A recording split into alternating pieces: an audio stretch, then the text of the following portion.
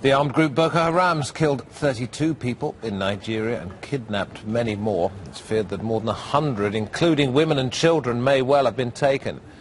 The attack was in the remote northeastern village of Gumsuri earlier on this week. And a Nigerian court-martial has sentenced 54 soldiers to death by firing squad for refusing to fight Boko Haram. The soldiers are found guilty of a number of charges, including mutiny, assault and cowardice.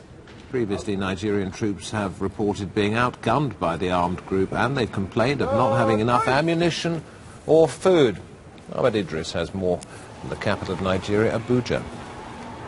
The judgment by the Special Military Court has attracted a lot of criticism from right groups and lawyers in Nigeria. And this is the second batch of military officers and men who have been convicted by a military court. The number has now risen to 66 in the last 2 months. Now, there have been reports that the military is understaffed. The Nigerian government has been warned by right groups, administrators in areas affected by Boko Haram crisis, that the Nigerian army is undermotivated and is ill-equipped to fight the Boko Haram insurgency.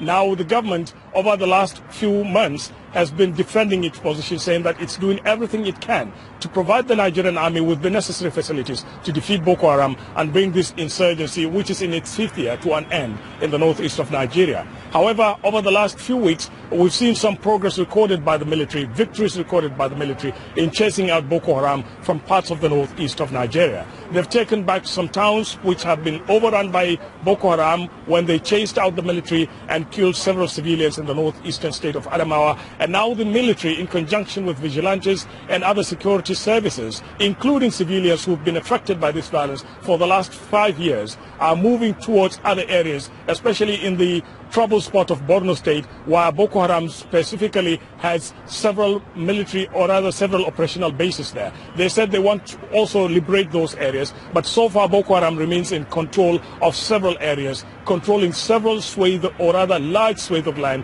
in the northeast of Nigeria. But the Nigerian government, in its own defense, is saying that it needs to do what is necessary to keep morale high and to keep discipline within the armed forces. That's the reason why the military went ahead with this tribunal and convicted these soldiers. However, the sentencing of these gentlemen, or rather these officers and men of the Nigerian army, will depend on the approval of another military higher military authority before they can be